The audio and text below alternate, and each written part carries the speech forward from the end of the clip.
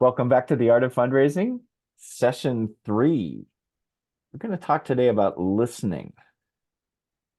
And so I'm going to start by listening to Becca and Marissa about what has happened for you as a result of the first 2 sessions. Talk to me.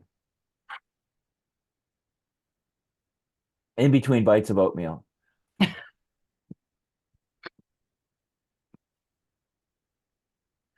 I guess the one thing that comes to mind is getting all the tools to do this is one thing, but being proactive and carving out the time to follow up is what's most important. Otherwise, it's just another thing that you file in, okay, that was nice. And I know that's a challenge when you're trying to run a small nonprofit because there are always other fires to put out or things to work on. Yeah, one of my clients just wrote to me this morning and said, "Can we stop doing grant applications for a little while? I need to get some work done." And And I then gave also me, also thought to myself, well, you've carved out 10 to 1 every day. It says fundraising on my Google Calendar that we have a team of people. I thought you should just leave that and make yeah. that commitment every day from 10 to 11, make it happen. I highly recommend it. And that way you can establish a pattern of contacting 3 new people each day to set up conversations with them. I also thought about I need to start that list of the people, and so many people came to mind. I'm going to start a spreadsheet with those names. Great. Start the people that are closest so it's easier. I don't want to drive someplace far away. And yeah. Yeah, and always try to meet with people in their home if you can.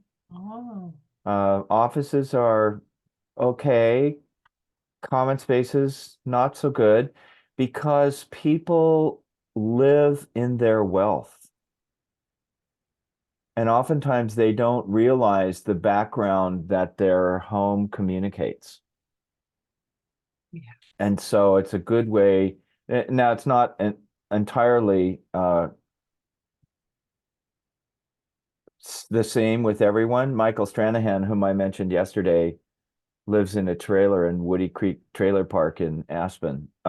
Drives this is a while back, but he used to drive an old beat up Honda Civic and make Indian fry bread in a cast iron skillet on his 2 burner stove in his trailer, and he owns Champion spark plugs. Oh, Um, so it's not the only criterion for evaluating the potential of a supporter or a donor, but it's always useful to go and see their house. I remember being referred to a man in Ashland whom I didn't know, who had recently moved to Ashland, and his house is designer beautiful. Turns out he's an architect, designed his own house, made millions of dollars designing casinos and resorts for tribes. Excuse me. And that was the flag that said, "Oh, this is a prospective major donor." And you don't sometimes get that information if you meet in a coffee shop. And it also allows an opportunity to do facting, which to we'll do what? talk about after we give Becca a chance to share what I call facting, Facting, which we'll talk about in a minute after we get done giving you a chance to talk about what's happening for you. And Marissa, could you also return to a brief description of the project that you're raising money for? Staffing, me hiring someone to take my place and to pay the staff that, and we're all volunteer run. There's only one part-time person who's 20 hours a week. And so I'm asking her to write up a budget of what we need, what is the amount of money we would need in order to pay everyone. The people who like the intern that stayed on for a year and a half, even though she was only supposed to have a 4-month commitment. She gets paid per project now, but she still works many hours, and I feel I have to stop. I can't do this anymore. So how do I keep this afloat and step away, at least most, not work full time? Yeah, that's a great place to start. And actually, a lot of my clients tend to have that be why they're seeking to raise money. I seem to have an affinity for startup, altruistic, social impact organizations, where I'm not daunted by the immensity of what has to be done to get over that first hump of being able to pay salaries or being able to buy the first building, or that just, for me, making it up as we go along, building the airplane while we're flying, is a particular intensity and creative flow that's like the chrysalis phase of a butterfly, that I notice that it never gets any better than that. People, that time when we don't know where salaries are coming from, we don't have any money in the bank. David Brower used to say, if there's any money left in your checking account, you don't understand the gravity of the situation. Wow. People who have been doing this themselves, Golden Rule Reentry in Medford, that I just love working with. Um, Shortly before I started with them, they were one woman working out of her car. We've raised over $1 million since then. But this was literally the founder picking people up from prison, taking them out to get coffee, taking them for a drive through the back roads of Southern Oregon so they could see that there's a world out here, and then starting to help them learn what a cell phone is and how to use a cell phone, and getting them into a house and getting their paperwork filed. And just, she was doing it all herself. And there's an integrity to that. When I first started with the Tree People 50 years ago, full-time salary was $200 a month. And when we wrote our first proposal, we were terrified because we were going to get enough money to pay two master's degree environmental educators $800 a month. And we were going to double our own salaries to $400 a month. And somebody drove into our center at Coldwater Canyon Park a few years ago and gave us a check for $100. And we were so excited because we had this check for $100. And the founder, we're running in, look at this. And the guy had already left. And the founder looked at the check and said, Paul, do you know who this is? I said, no, Baron Hilton. I don't recognize the name. He said, Hilton Hotels. Wow. We never caught up to him again because we were so excited that we'd gotten $100. I think one other thing I've learned is that I have to think bigger. Like I got a donation day before yesterday for $100. Yeah. Blue came in. I was like, "Whoa, I'm so excited!" And I'm thinking, I have to think bigger. Yeah. Yeah. When Tracy Gary was starting Changemakers Foundation in San Francisco 20 years ago, she was just going around meeting with people, essentially doing the 7 questions the way that I do. Although Tracy is a little more accelerated, she tends to ask people for money anyway because she believes in what she's doing. But she just met with someone and told her about Changemakers, and said, I hope that you can support us. And about 3 weeks later, she got a personal check in a little number 6 envelope for $250,000. A lot of that has to do with whom are you meeting? As I mentioned the other day, uh, Irving Warner used to say, if the people you're trying to reach are easy to reach, you're trying to reach the wrong people. So it's important to focus your attention as quickly as you can on people who are in a position to be either major donors or supporters, centers of influence who are going to offer you referrals and introductions, or people who have some resource that you need, like an accountant or an attorney or somebody who owns a dump truck or whatever it is that you're trying to raise money for. I know Becca was momentarily distracted, so I think we'll just start. Oh, before I start into me talking about listening, any questions so far? I do have a question. You said something about resources, if they have a resource. So, Yes. like you mentioned accountant. Well, that's exactly what I need right now, Yeah. you know. So finding people who can bring in what you need, and are those the kind of people you then want to invite to your board, as that would be their contribution, or how? I've done this a bit. I've got some people who do that, but I want them to get compensated.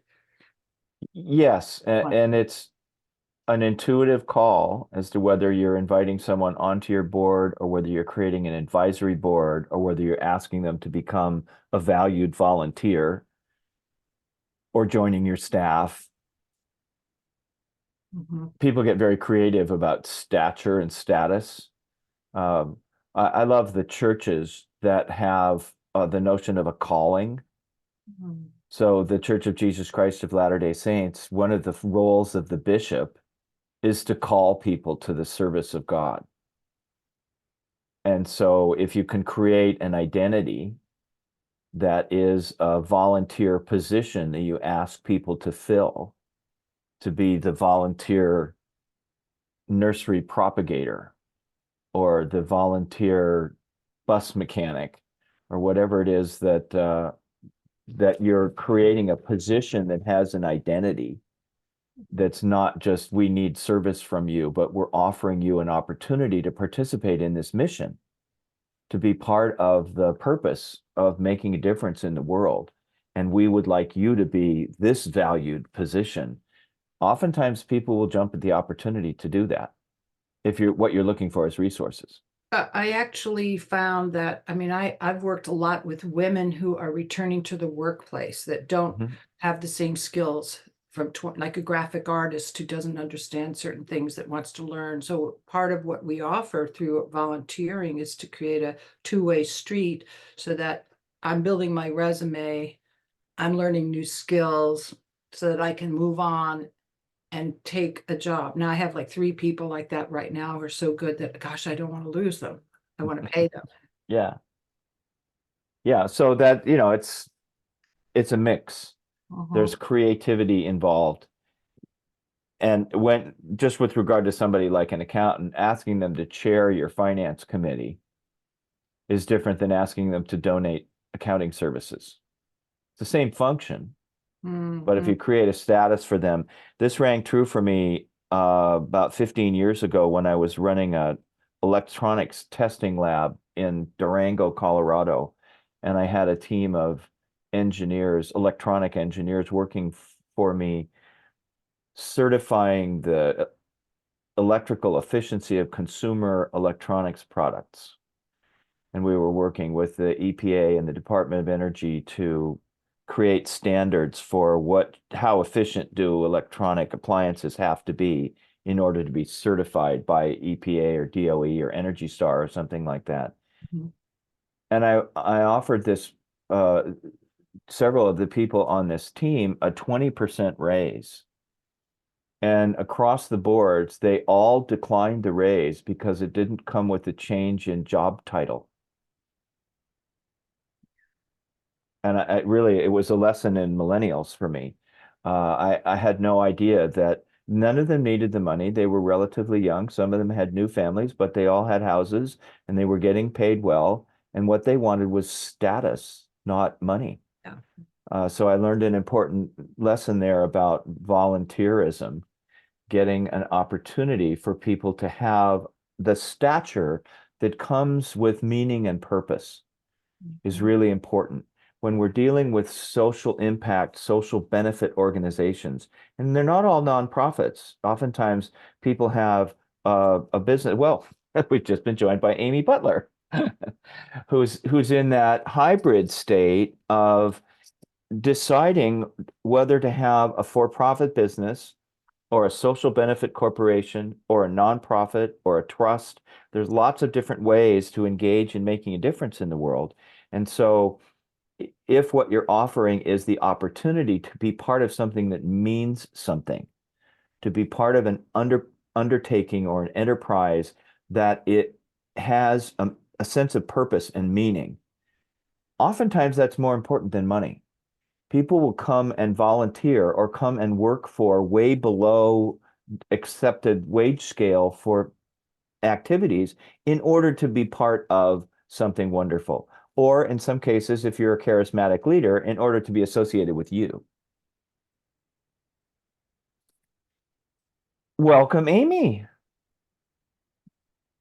I hope you don't mind my calling on you to say a little bit about who you are and what it is that you're raising money for. Not at all. Hi. Um, I'm Amy. I'm here in Oakland, Berkeley, California, and hi. Uh, I have a screen printing shop that is it's more a creative space and a resource that I like to share with people to learn how to print t-shirts, basically. And finding that there are a lot of folks in this area who want to use their t-shirts and sweatshirts as a way of expression, or finding, things that the beautiful ways that they like to put their expressions out into the world and share them with people, and also have it be kind of an economic boost to them as well. Yeah, so we give people access to that, and then we also do print orders and have events and let people come and kind of have a party around a printing of something. So because it's a really nice gathering space as well. What's it called? Because I'm in Oakland. I'm curious. I really interested. Nice. Awesome. It's called Sunset Print Shop, and it's on San Pablo Avenue, up by just past Alcatraz and near Ashby. So it's right by where Emeryville and Berkeley and Oakland come together. And am I right that it's sunset-printshop.com? Yes. I just put the link in the chat for people who'd like to see the wonderful work that Amy does. Thank you. And we've also been joined by Gates Royale. Gates, are you in a place where you can say hello again? Hello, everyone. It's good to meet you. It's a fantastic day. Oh, you went on mute. Yeah, he just greeted himself. He introduced himself the other day. He's a very humble guy. He always says, I'm here to learn, or I'm here to find out what I can contribute. And my favorite description of Gates is that he's a social media savant. His TikTok reels on his Fat to Healthy channel, he's gotten as many as 5 million views. And I think his record is 25 million views in a week. Whoa. Wow. And so we have wonderful conversations. Okay, that's a really amazing skill. Now, what do we do with that in the modern world? Mhm. How can you package that and share it in a way that other people can benefit from who you are and what you can do? So we're going to talk today about listening. And I want to return to some of the things that we were talking about the other day.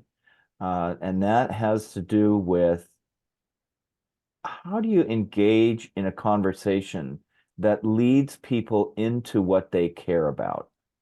I'm just going to share my screen for a minute here. I'm going to delete this slide because I haven't updated the links, but I will put the links to the recordings in the LinkedIn group. And I apologize, Beck, I don't know if you heard, I forgot that I have to admit people to the LinkedIn group when new people join. So some of you may have had difficulty accessing LinkedIn. That's all fixed now. You can go to the LinkedIn group and access the videos.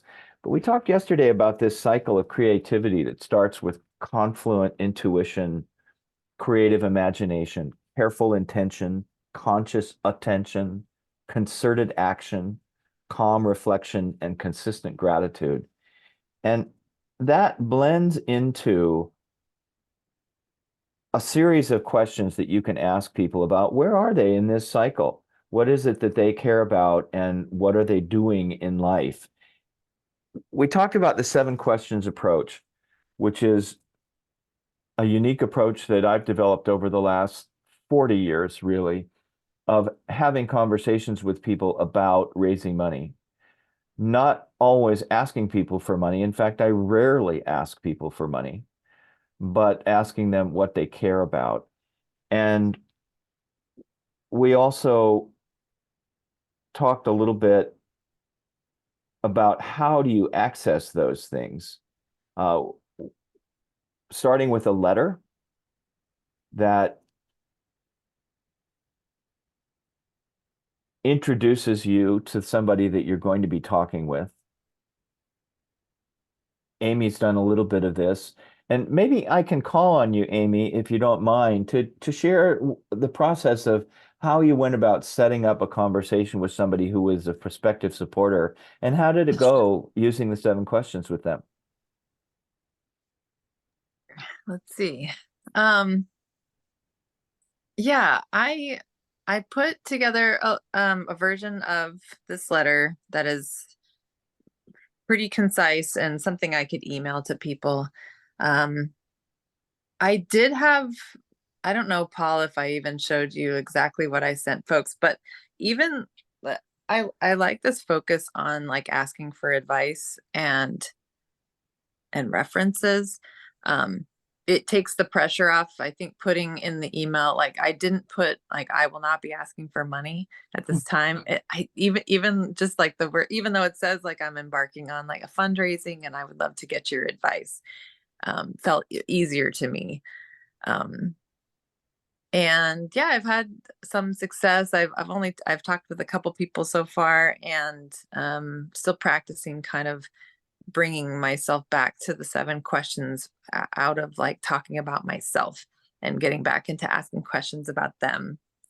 But once I kind of can consciously turn that back around, I find it's just, it flows so naturally.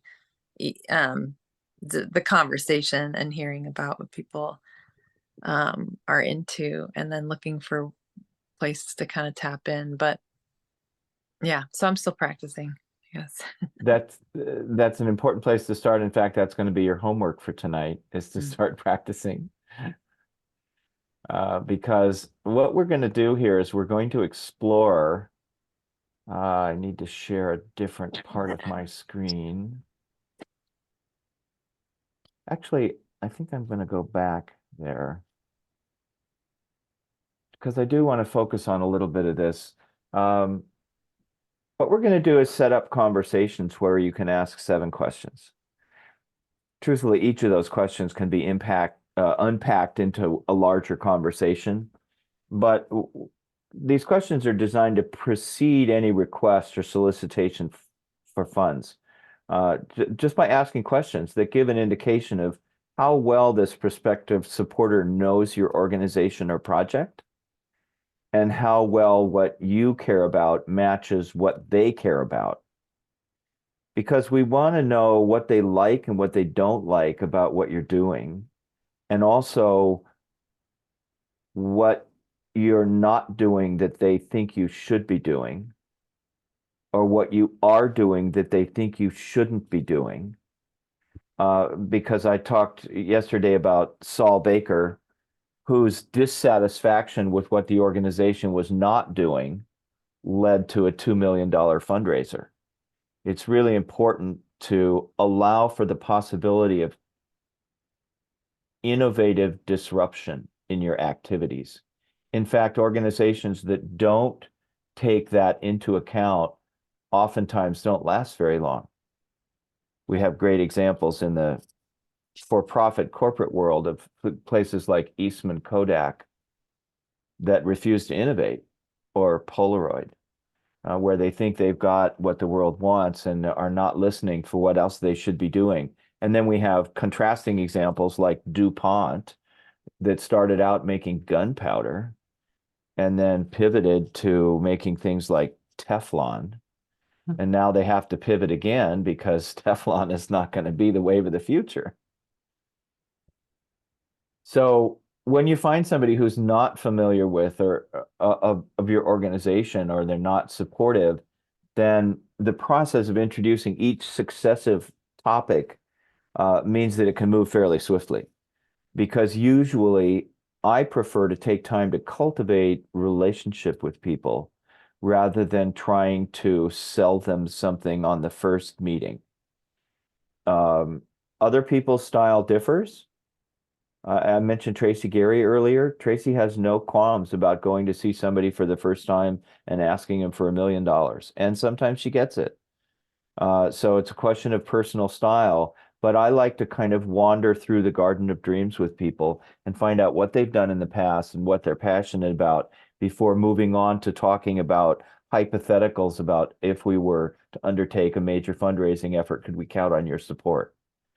I can come back in a week or 2 weeks and do that just as well after people have had a chance to review information. And not all questions are appropriate for everybody. If somebody doesn't know about my organization and isn't a person of resources and means, I'm not going to ask them to chair the board or to chair a fundraising committee. But these are in the 7 questions to get a sense of where people's best fit is with the organization. And so it's important to hear the history.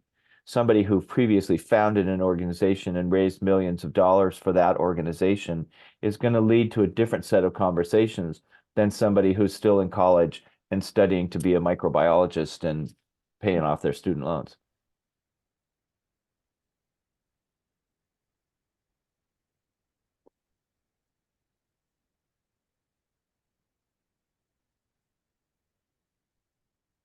I'm going to bring up the 7 questions here because I want to just let you know that the 7 questions is a template. It's designed as an outline of a conversation that goes somewhere.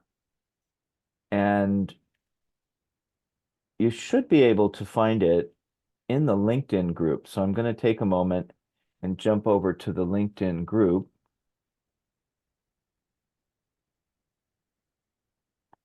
I think we're over here in LinkedIn. And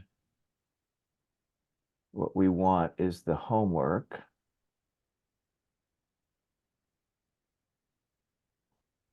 Let's see if we can expand that.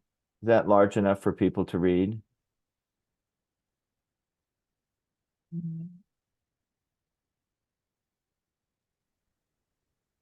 Well, no, but that's more because I'm on my phone.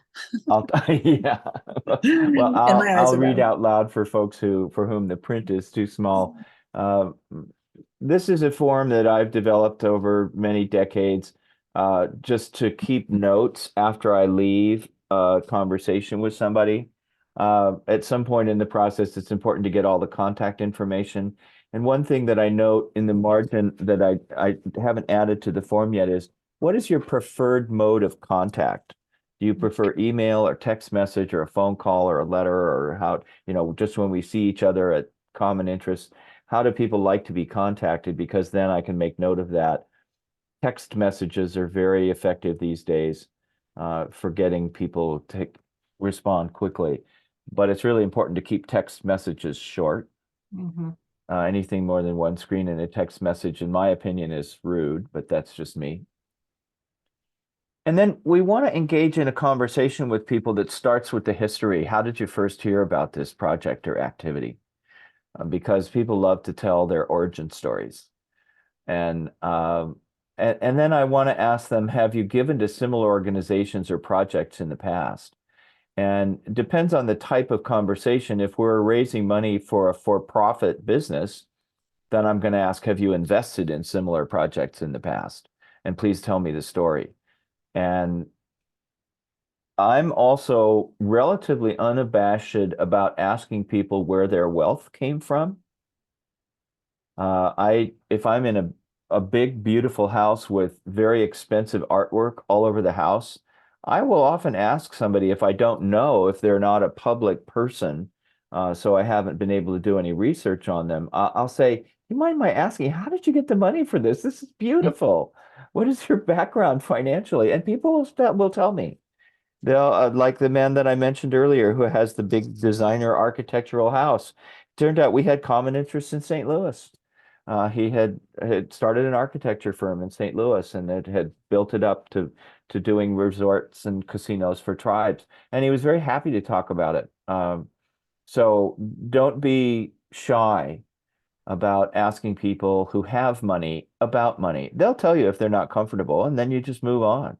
But most people I found are very proud or pleased of what they've done and what they've accomplished. So it's important to ask them about that, to tell stories. Ask them to tell stories about their background. And then once you have, and this is where I do facting. So if any of you have spent time with 2-year-olds, around 18 months, 2 years old, pre-verbal kids will point at something and they say, I've seen bonobos do this too, and chimps will do it. I think it's a primate trait that pre-verbal youngsters will point at things. But the interesting thing is that they'll point at something and look at you. They're not looking at what they're pointing at. They're looking to see if by pointing, they've generated a reaction from you. And so when I get into a situation with somebody new, I don't quite do that. I'll point at something and I don't look at them, but I really am looking at them. I'll point at something and say, oh, what is that? Please tell me about it. And it works all around anything: jewelry, body art, furnishings, artwork, locations, just to ask about anything that's relatively conspicuous in their environment opens up the opportunity for them to tell a story. I love the pendant that you're wearing. Does it have a story? And oftentimes it does. I met with a woman last week who was wearing a cameo. And I complimented her on her cameo. And I said, does it have a story? And she said, well, yes, this isn't the real one. I keep the real one in my safe deposit box. It came from my grandmother. And then she gets to talk about her grandmother a little bit. So facting creates background of relatedness. It gives people an opportunity to be more than just a body and a bank account. Everybody is a story. And many people have many stories. This woman that I was talking with turned out to be a Holocaust survivor. And it was a really fascinating conversation. I think she's 93. So facting is an important way to ask people to tell you the story about something in their environment. And then we're going to ask them, what do they think of this project's current and proposed activities? And we want an honest answer there. I met with some people yesterday on behalf of a church that's raising money for a campus. And they told me honestly what they like and what they don't like, and what's going to keep them from putting up the money to purchase a campus, even though they probably could. So it's important to know that, because what we're doing with these 7 questions conversations, honestly, is we're assessing the potential for raising money before we go out to say we're going to raise $1 million. Not everybody can raise $1 million. And so it's important to have 10, 15, 20 preliminary conversations, honestly asking people for their advice. And you can do that in a matter of days or weeks if you really set your schedule around it, to talk to enough people to find out if you're going to be successful before you announce a campaign. That's what we did with Saul Baker with the Weitzman Institute of Science. We recognized in what he was sharing with us an opportunity to create a major event. Then we want to ask, is there anything that this project or this activity is doing that you don't like? Amy had some difficult lessons around this with Sunset Print Shop, where we went to talk to some of the supporters, and they were very concerned about the creation of a for-profit entity related to a not-for-profit charitable educational activity. And it took us months to sort out the details of that. Amy, do you want to say anything about that, or should we just keep going? Okay. Sometimes you uncover things that need to be taken care of right away when you ask the question, is there anything that we're doing that you don't like? And that has to be straightened out. Or you find out somebody who's really not that supportive of the project or the organization, and you just move on. to talk to somebody else. Then this fifth question of, are there any projects or activities that we should be doing that we currently aren't, is a delicate interaction. It's a delicate dance, because if they want to run your organization and take you in a different direction than you want to go, then this is information that you gather around what they care about, but you maybe are not going to be influenced by it. If, on the other hand, they say something that you should do, that they want you to do, that they're willing to support, because the next question is, if we were to undertake such a project or activity, would you provide the funding or help get it? Sometimes that opens up an opportunity for a chair in security studies or a different kind of campus. This church that I was mentioning, when they started into this process, went to see someone who was with a different church. And the other church said, well, actually, we have a building that we're tired of. Maybe we should merge. Wow. And several years ago, that was how they got the building that they're in now, that they're in the process of outgrowing. Was this other church said, well, if you'd like to merge with us, we can all become one happy congregation and we can share the building. Then we move into a set of conversations that are situational according to who you are talking with. Because here we're going to talk about money. I always say, I'm not here to ask you for money today, but I do want to talk about fundraising. And first of all, I'd like to know, if this organization were to undertake a serious fundraising effort this year, would you be willing to host a small gathering at which our programs could be presented with an eye towards raising money? And can they count on your support through a personal contribution? At what level? And when I ask that question, I often use a chart like this one, which I'll print out on a piece of paper or a 5x8 card and just slide across the table to them, so that they can point at the level that they're most comfortable with. But oftentimes I'll also do it verbally. I'll say, are we talking about hundreds, thousands, tens of thousands? What's your level of comfort? And once again, people don't mind talking about it. At worst, they'll say, well, I'm not really comfortable talking about that yet. But most often they'll say, well, I might give a thousand or a few thousand, but I'm not going to give 100,000, or I might give 100,000, but I'm not going to give 1,000,000. Or if I gave you 100,000 this year, it would be a one-time gift. I don't want you coming back to me to repeat that. People who give money or invest money are usually very comfortable talking about it. Not always, but usually. So it's important to have these questions. And then I ask again, would you be willing to approach people you know on behalf of this project to ask for, and then whatever's appropriate, donations, grants, investments? And that's an important bellwether of how committed someone is, or how comfortable they are with fundraising. One of the things that my clients often ask me to do is to come in and train people who are not comfortable asking for money how to make fundraising easy, fun, and effective, so that, for example, board members who are going to be called upon to participate in a fundraising activity feel more comfortable about talking with people about money. Because the unique approach that I bring is to ask people for their advice. I don't want board members going out and asking their friends for money in a way that's going to lose them friendships. But most people are very comfortable asking for advice. And if part of the advice we ask for is, if we undertake a fundraising effort this year, could we count on you for a contribution, and asking others for their support? And that's a great place to start.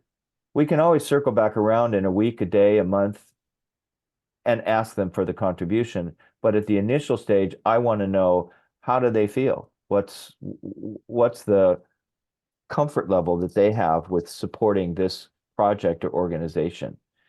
And then we have specific questions like, if we were to schedule an event, could we count on you to purchase tickets? Would you purchase a table?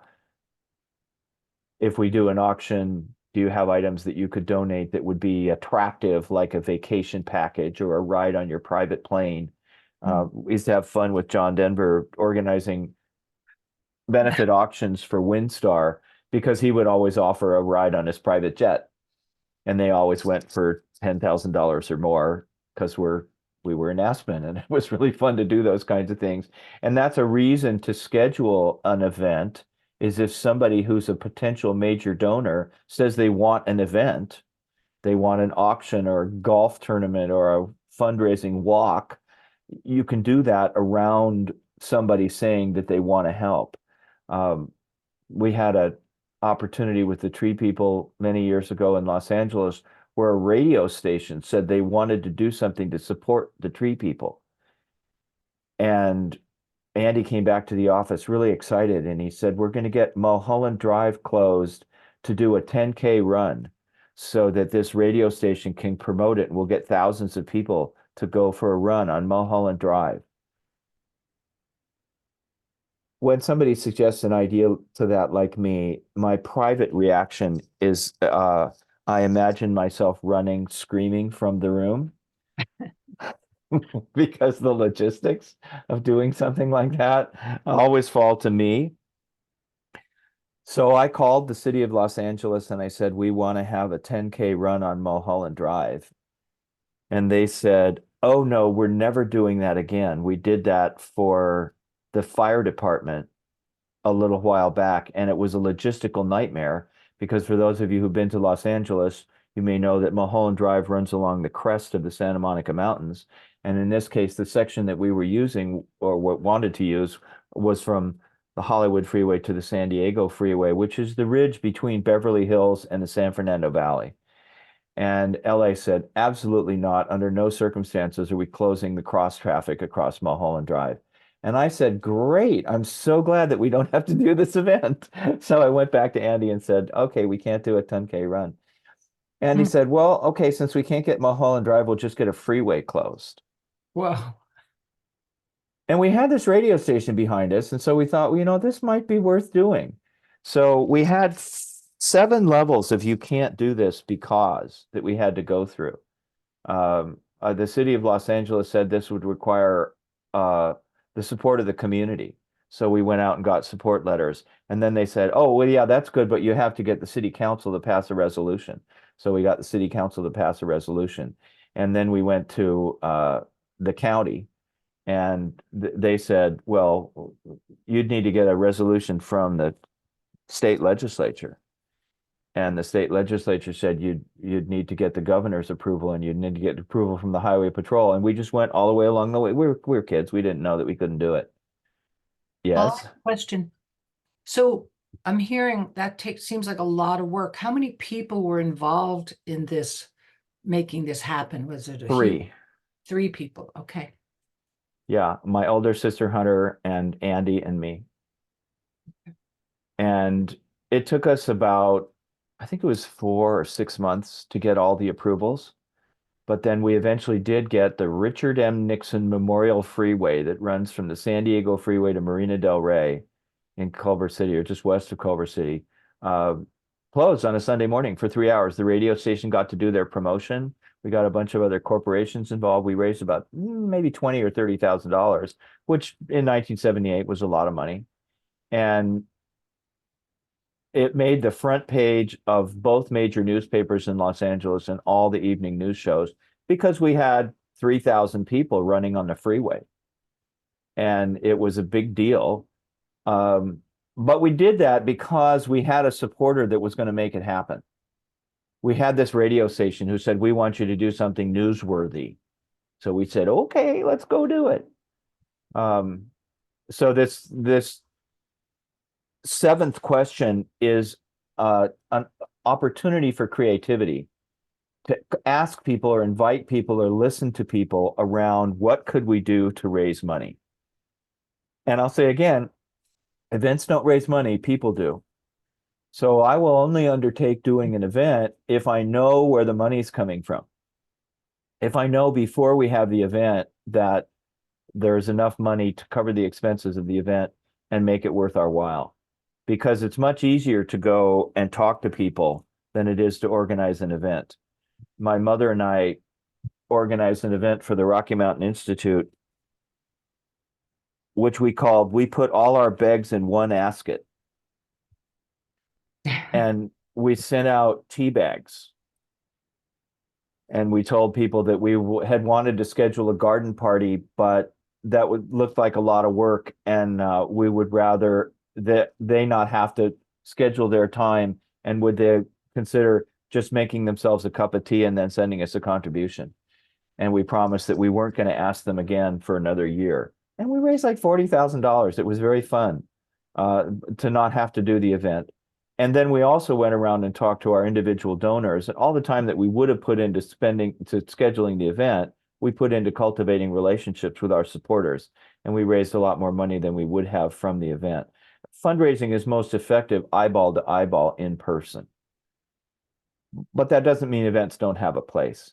So then, just finishing down these 7 questions, if we have somebody who has raised money in the past, we can ask them, if asked to chair a fundraising effort, would you? Because it's very useful when going through these fundraising opportunities to know who your leadership is. Who's going to take this on? Because there's an axiom in fundraising that 60 to 80% of the money comes from or through the top 3 donors. And that's true of investment also. Oftentimes, people are going to take a big portion of the investment that's offered. And so we want to know who's going to chair that effort, who's going to make the lead-off gift, and who's going to talk to their friends to make it happen. And then always important to ask, would you consider setting up a bequest or a charitable remainder trust, or different kinds of giving vehicles? Albert Einstein College of Medicine just scored $1 billion gift this week. The famous interaction with the National Public Radio Development Director with Joan Kroc, who was a long shot. She just went to see her to tell her about NPR and ask her to support NPR. And it was kind of contraindicated because Ray Kroc, stood against everything that NPR stands for. But they had a mutual introduction. And so NPR went and talked with her. And when Joan died, she left them $22 million. And so, sorry, go ahead. They owned McDonald's? Yeah. Okay, that's what I thought. Thank you. I forget to say that because I'm old and I remember. Which kind of shocked me when I heard that originally when I heard about them. Yeah, it shocked everybody, most of all NPR, because they thought they might get $1,000 or $5,000 or something if she mentioned them in her will. Nobody knew that it was coming, and that's dramatic when that sort of thing happens. So important always to ask, would you consider making a bequest or including us in your will? It's very easy to accept stock donations, real estate donations, car donations. There are organizations now that help with setting all that stuff up when you get a donation, and with somebody who wants to give an in-kind gift that is something saleable. It's very easy to set that sort of stuff up. And then the last piece of this question that's really important is, who else should we be talking with? Excuse me. Oh dear. I have a frog and friends in my throat this morning. Are there others we should be talking with that we might not have thought of? And pause when you ask that question. Give them a moment to think. If they say, well, let me think about that and I'll get back to you, say, oh yeah, that would be great. Can you think of just one person today that we could start with? Be a little pushy about getting people to introduce you to somebody else that they know, because this is what I call the endless chain of referrals. And we just don't know who's going to introduce us to Michael Stranahan or his brother or somebody else that they know that ends up, and ask them, would you act as our intermediary to reach them? Would you give us an introduction?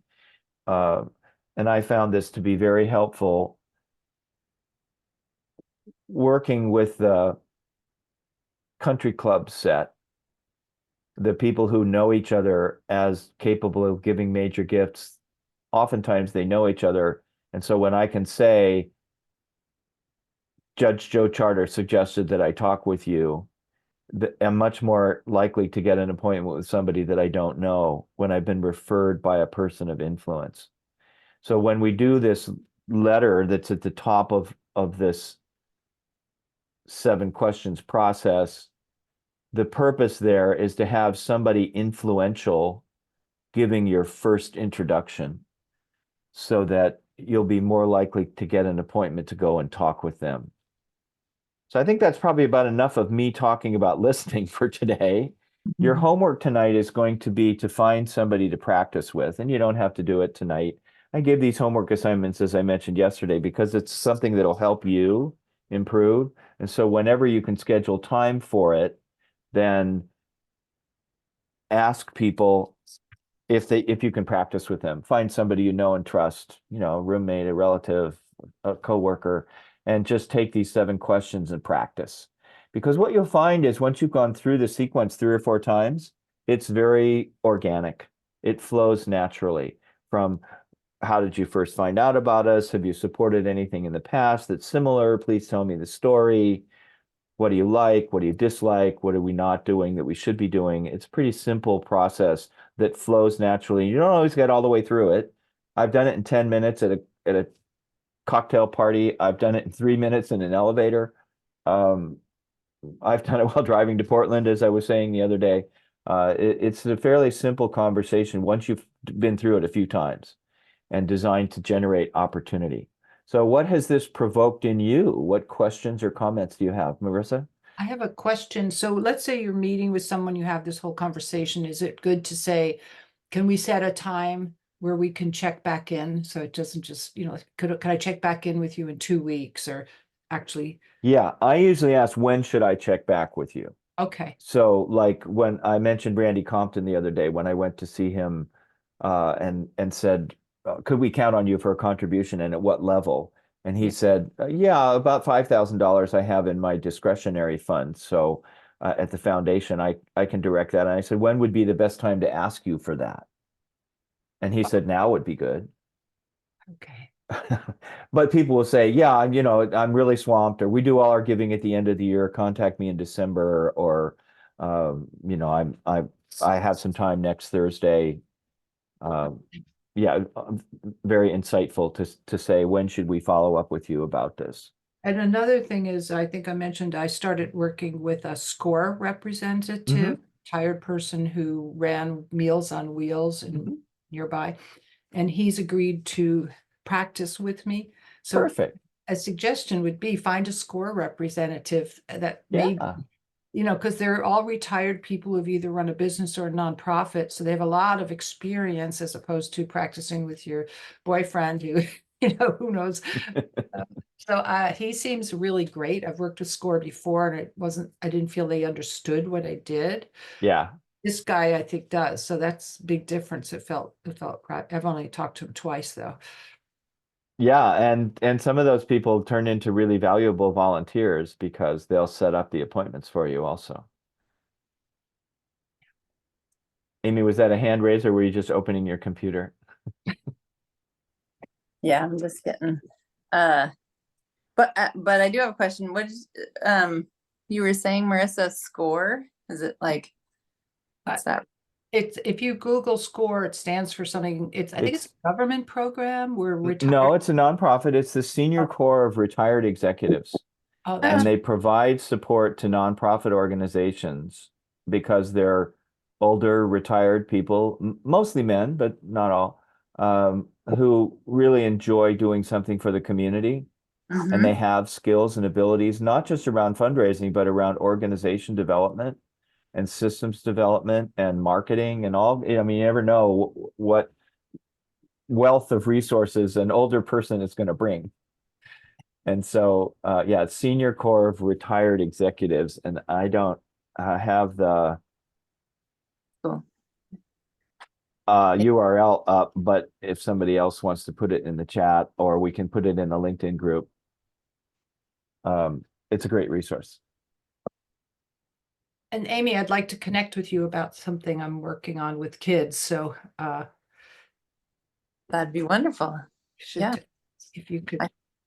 Sure, I can, or I can put in the chat. What's the Green Tours website, Marissa? It's just bayareagreentours.org.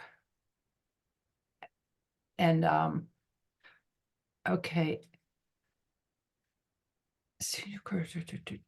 And also I was looking in terms of reaching out to you, Amy. I'll just look at your website and let's see, where'd that just go? Becca, you've been very quiet this morning. Did you ever make it out of the kitchen? Yes, I did. Okay, good. Any questions or comments before we sign off for the day? Mission accomplished in the kitchen. Yay. This is just fascinating, and I really value everything you've been sharing, especially this knowledge of engaging in these discussions around asking these questions. In particular, you don't know where it can lead. You don't Yes. know what other ideas you might not have considered, like you were saying, some more outrageous than others, maybe. But yeah, I find it so helpful to know Wonderful.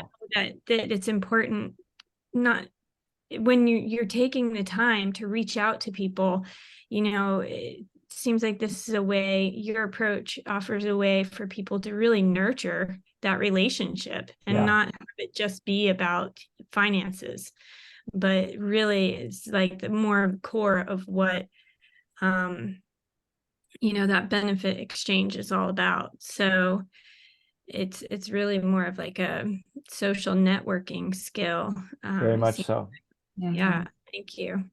Yeah, and one of the phrases, thank you for saying that, is eloquently put.